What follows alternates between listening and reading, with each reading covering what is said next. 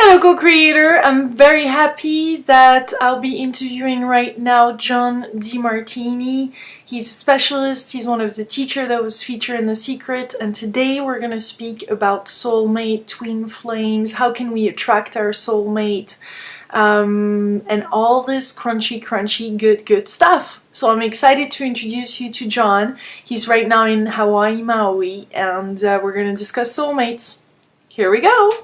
Hello, John. How are you doing tonight? Today in Maui, actually. I'm doing great. It's morning here. It's night there. We're 12 hours on the other side of the earth. Amazing what technology can do. But right now, I And would like your input on soulmate. What is a soulmate? Do we all have one? well, I said on our last interview that every individual has a set of values, a set of priorities that they live their life by. And whatever is highest on their value and highest on the priority, they tend to create. So everybody creates their soulmate according to the hierarchy of their value. That's what they're looking for. They also have a search image based on all of the experiences they've had with a relationship. And anything that tends to support their values, they tend to put into a composite image that they're searching for. And anything that's challenged their values, they tend to avoid. So they have a built-in kind of a filter trying to find this person that's going to fulfill them. But their values are dictating the form. Now, what's interesting is if for some reason you have had a series of relationships in the past that have been very painful to you, very challenging to you, you will accumulate associations with that to avoid that in the future. And as a result of it, even though you say you want this and you want that in a relationship, you want this, if you don't know what your real values are and you don't really know what you're really about, you will actually be seeking something that's not true to you and then frustrate yourself because you'll keep creating what your values dictate. And if you've had pain dealing with being one-on-one with a relationship for periods, you will automatically disperse all the traits you're looking for in a relationship into many people. Now, can I give you a story, an example? Yeah. It's a beautiful story, a funny story. I was flying from Houston, Texas to Las Vegas, and I either get on first or last on a plane. If I get on first, I greet people. If I get on last, I make my entrance. And so when I got on this plane this time, I was last, and I came in down the aisle. I waved to a couple of people I knew because I was getting ready to go to speak in Las Vegas to thousands of doctors. There was a beautiful 27-year-old, blonde, tall, gorgeous woman sitting next to me in the seat I was to sit in. Now, without a doubt, it's always a little inspiring to have a beautiful person next to you. Yeah. There's just something about that. You probably know if you get on a plane and it happens. So there's this beautiful woman. I said, "Hi, who are you?" And she says, my name is Tina." And she said, "Well, who are you?" And I said, "Well, my name is John." I said, "Tina, what do you do?" She said, "I'm a cosmetologist. I do hair and makeup for celebrities at the MGM Grand Hotel in Las Vegas." I said, "Great." She said, "What do you do?" I said, "Well, I travel the world and I do seminars." And she said, "Oh." And I said, "Tina, what are you looking for in your life? What is your dream right now? What's your objectives in life?" And she said, "Right now I'm looking for my soulmate." And that's not uncommon for 27-year-old girl. And I said, "Great. How would you like to meet your soulmate today on this flight, this evening?" And she kind of looked at me like I was presumptuous, like, "Who in the heck are you?" And I said, "Seriously." She said, "Well, I don't know. What does that entail?" I said, "Well, it's just answering a few questions. I can help you get your soulmate." So she said, "Well, okay, what kind of questions?" I said, "Well, what are you looking for?" And she said, "I'm looking for somebody that's really, really intelligent." And I started writing down on the little ticket packet. I started writing down, okay, intelligence. And I said, "What else are you looking for?" She said, "I'm looking for somebody that's got lots of money." And I wrote down in there, and I'm thinking, yeah, well, that's good. And then she said, "Well, the next thing I'm looking for is somebody that's got a sense of humor." And I said, "Great." I wrote that down. It says, "Next thing I'm doing is somebody that's willing to travel." And I wrote that down. She says, "I'm looking for somebody that's good looking." I wrote that down. And we wrote 22 different things down that she was looking for. And then I said, "All right, here we go now. We're going to find our soulmate."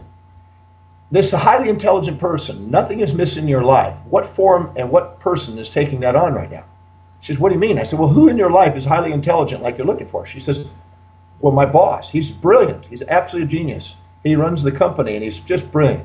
I said, "Can you see that you have around you a man that has high intelligence that you interact with?" She goes, "Yeah."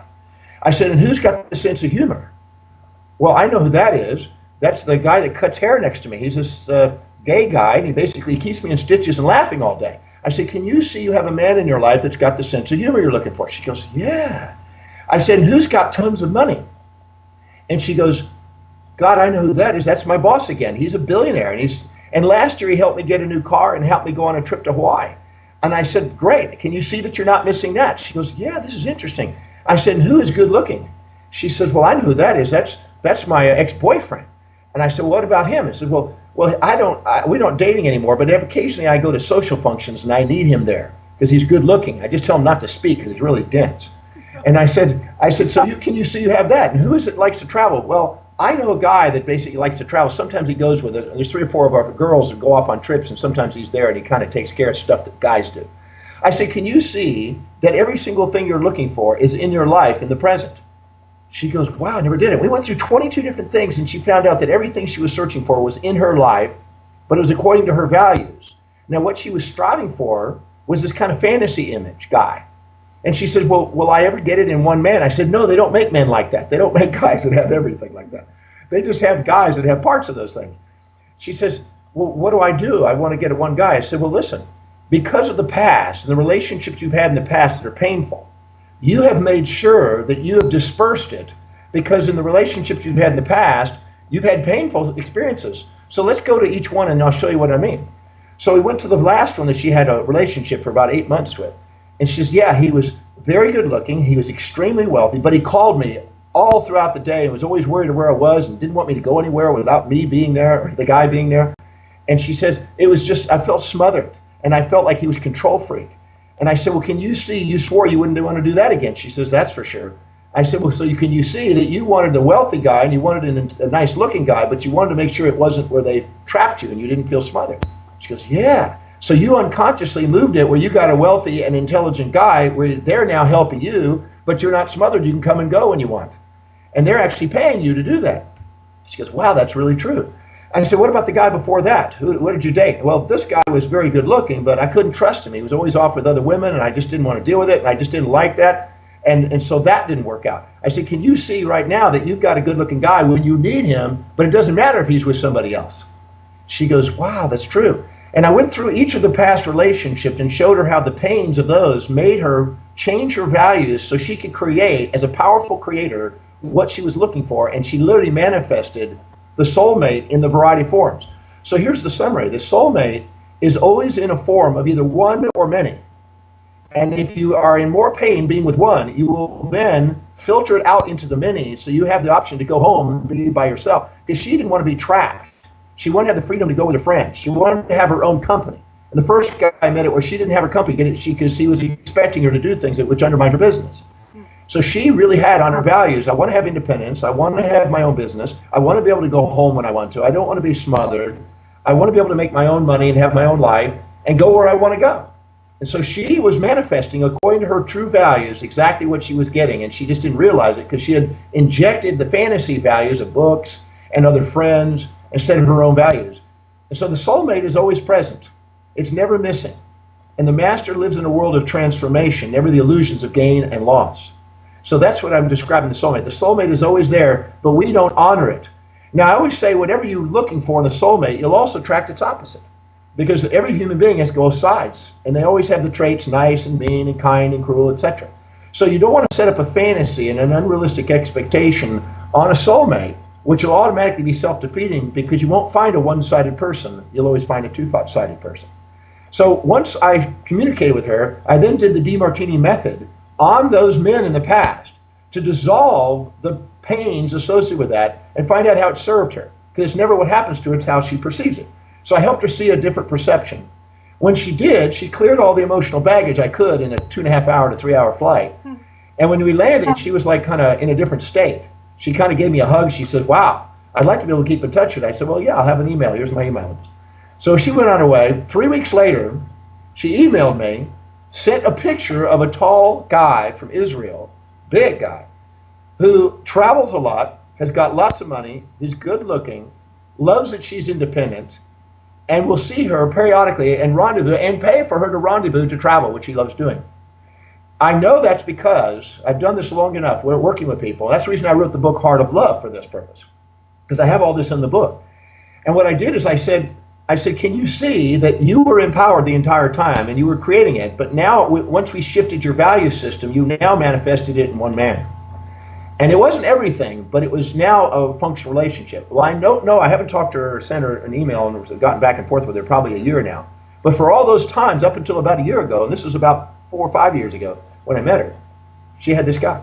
So the soulmate is manifestable according to the hierarchy of your values. You just got to know those values. That's why in my book, The Heart of Love, I go through to help people determine that. And when they do, they go, oh my God, no wonder I have it the way I have it.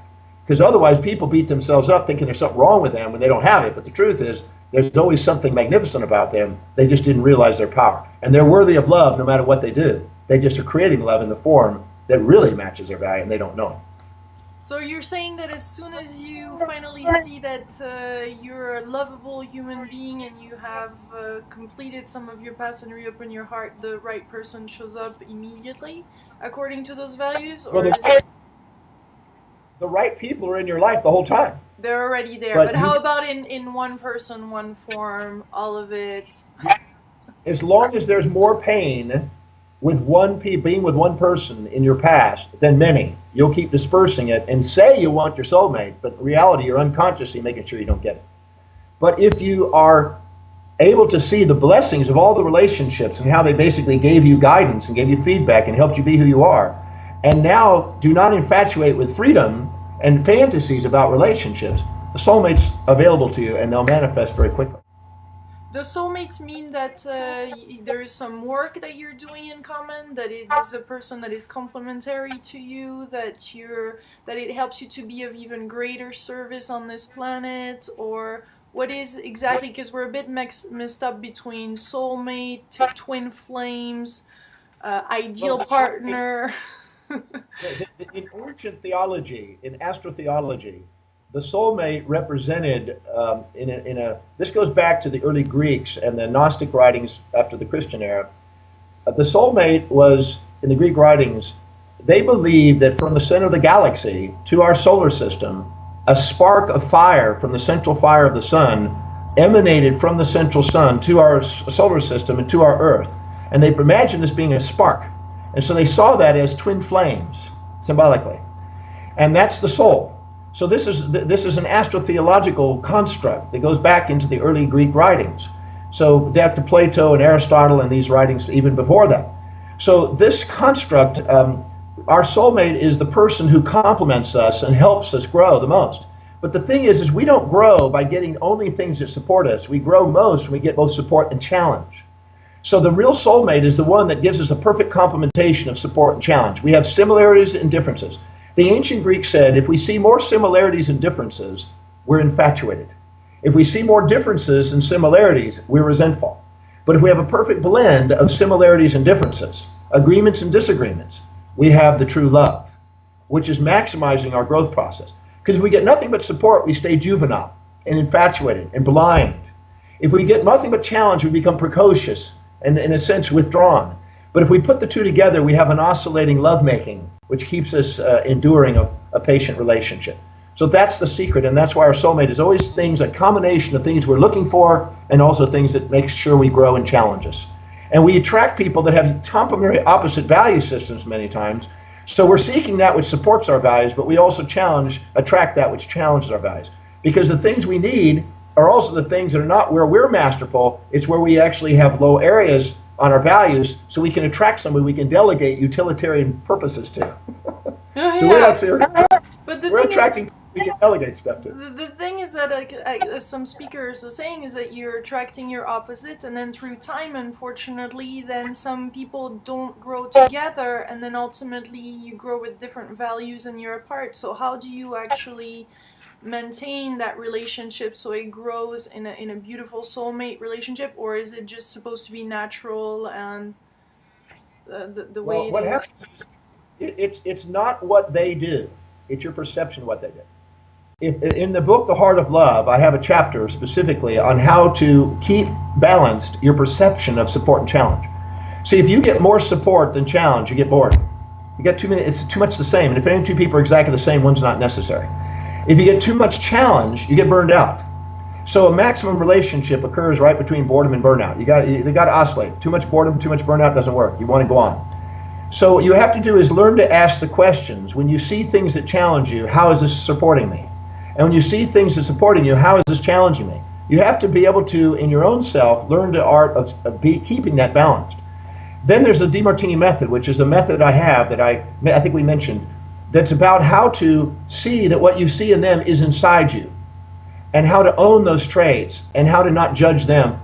Because if you judge them, it's because they're reminding you of parts you're not loving about yourself. And there's also an exercise on how to determine their values and your values, and how to link those values so you have more to communicate with, and you have more dialogue instead of alternating monologues where you're speaking and they're not listening, and then they're speaking and you're not listening.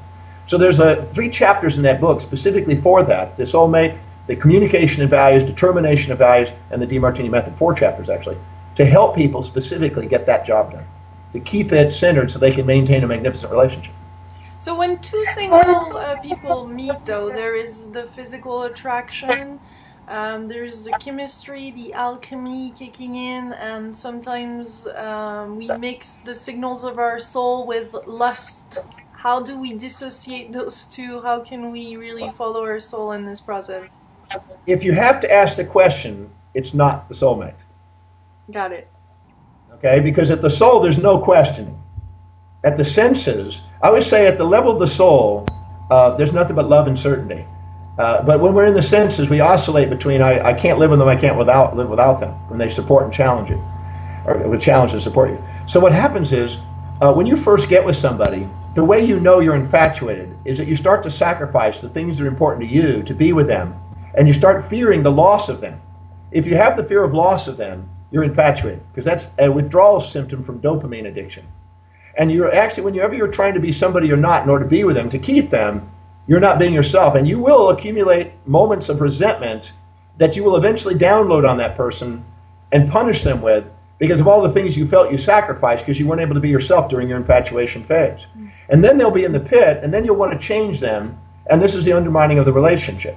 So the key is to be able to do, when you're doing what you love and loving what you do and being true to yourself, you have the highest probability of attracting the mate. When you try to be somebody you're not to be with them, you're automatically undermining, because now you've got to get back to being yourself and hope that they still love you. The wisest thing to do is be inspired by your own life and empower your own life. You want to ask this question when you meet a guy or a girl that's really hot. You want to ask, what's in it for them to be with me? And you want to empower all areas of your life. That's why I mentioned that in the Breakthrough Experience book. If you're not empowered in all areas of your life, you're not offering something. And any area of your life that you're disempowered in is an area they're going to control. So you want to make sure that you're empowered in your own life, so you have a package to do. Because they're never committed to you in a relationship. That's a fantasy that people live stuck with. They're only committed to fulfilling their values. And once you realize that, you have to offer them a value in their value systems to be able to be something that they still want to be with. If you don't do that, and you take them for granted, and you start projecting your values onto them and expect them to live according to your life and your values, you start undermining the relationship, and you're pushing them out the door. See, the ABCs of negativity, anger and aggression, blame and betrayal, criticism and challenge, are a byproduct of when you project unrealistic expectations on them to live in your fantasy world and in your value system. You got to find out what theirs are. You got to honor them. You got to learn to communicate yours in terms of theirs, so you get what you want through them. And in the process of doing that, you get to experience the love. But always keep it balanced. That's the only way to keep a stable relationship. People who have been married for 68 years, they understand that. People that first, I met an 84-year-old woman, and she came in as a patient of mine many years ago. And she saw me arguing with my secretary at the time. And we were sitting there having a little argument about some stuff that she was typing. And I didn't know the lady had come in as a patient. I turned around and I put on a mask. Oh, hi, good morning. And I realized, I'll get back to you later, to the girl. And we were having kind of a stiff. And so in the process, I said, hi, good morning. And we walked back to the adjusting room. And she said, relationships, they're such a lovely thing. They're so great. And I said, oh, why do you say that? She says, well, I've been married for many, many years. And it takes about 60 years to have a good relationship. And I said, why do you say that? She said, well, the first 10 years, you want out. The second 10 years, he wants out. The third 10 years, you both want out. The fourth 10 years, you sneak out. The fifth 10 years, you say, oh, what the hell, the kids and all. And the sixth 10 years, she says, it starts to get good. And I said, why does it get good after 60 years? She says, well, by then, since you get married in your 20s usually, she said, by then you're in your 80s. And by then you can't see them, you can't smell them, you can't hear them, you can't taste them, you can't feel them, and it gets good. You don't have to deal with them. You're kind of blind and they look good. Wonderful lady. So true. Well, apparently love's I heard many times that love gets us blind, so Well, actually, infatuation is what blinds us, not love. True love sees a balance and keeps your eyes open and appreciation in their values and your values. Infatuation, which activates dopamine and cephalon, endorphins and oxytocin, that's what makes you blind. When you're infatuated, they consume space and time in your mind and run you. When you're resentful, they consume space and time in your mind and they run you. But when you love, there is no space and time. yeah, And it doesn't matter where they are, you feel their presence. and that's what you said last in our last interview. If you're infatuated, then you look at what's in them that you have in yourself, and then you embrace that part of yourself and work on that. When you're infatuated with them, you're too humble to admit what you see in them is inside you. And when you're resentful to that, you're too proud to admit what you see inside them is inside you. But when you love them, you don't have the pride or the self-righteousness or the humbleness that way. You just see eye to eye in their relationship because you understand and have a respect for their unique values. If you can't respect them for what they're dedicated to, you're not ready for a relationship with them because that's who they are. You got to love them for who they are, not for what you fantasize that you're going to make them, and punish them until they get there. Yeah. This interview was actually sponsored by Gaia Soulmates. Gaia Soulmates is a wonderful website for spiritual singles to meet each other. I invite you to visit their website here on the screen. And there's many absolutely insightful questions on your spirituality, what your orientations, what you love in life. That makes this website, I think personally, a lot more vibrant for people that have spiritual beliefs and orientations. So I'll see you on Gaia Soulmates, and I send you much love from France. Bye, co-creator. I hope you've enjoyed this interview with Dr. John Demartini, and soon some more interviews on Soulmate with Gay Henriks and Sonia Choquette. Bye.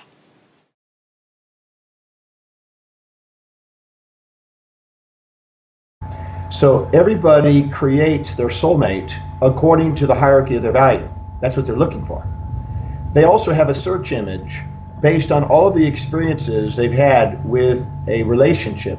And anything that tends to support their values, they tend to put into a composite image that they're searching for. And anything that's challenged their values, they tend to avoid.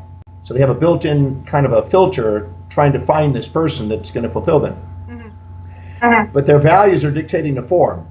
Now, what's interesting is if, for some reason, you have had a series of relationships in the past.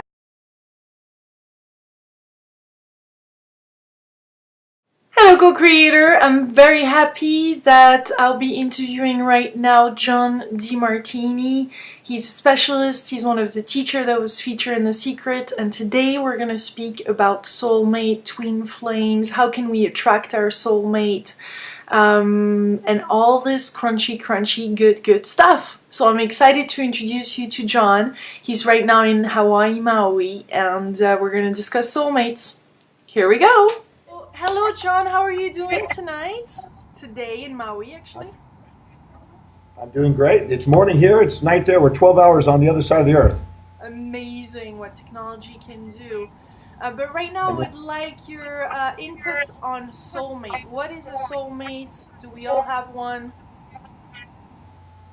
Well, I said on our last interview that every individual has a set of values, a set of priorities that they live their life by. And whatever is highest on their value and highest on the priority, they tend to create past that have been very painful to you, very challenging to you. You will accumulate associations with that to avoid that in the future. And as a result of it, even though you say you want this and you want that in a relationship, you want this, if you don't know what your real values are and you don't really know what you're really about, you will actually be seeking something that's not true to you and then frustrate yourself because you'll keep creating what your values dictate. And if you've had pain dealing with being one-on-one with a relationship for periods, you will automatically disperse all the traits you're looking for in a relationship into many people. Now, can I give you a story, an example? Yeah. It's a beautiful story, a funny story. I was flying from Houston, Texas to Las Vegas, and I either get on first or last on a plane. If I get on first, I greet people. If I get on last, I make my entrance. And so when I got on this plane this time, I was last, and I came in down the aisle. I waved to a couple of people I knew because I was getting ready to go to speak in Las Vegas to thousands of doctors. There was a beautiful 27-year-old, blonde, tall, gorgeous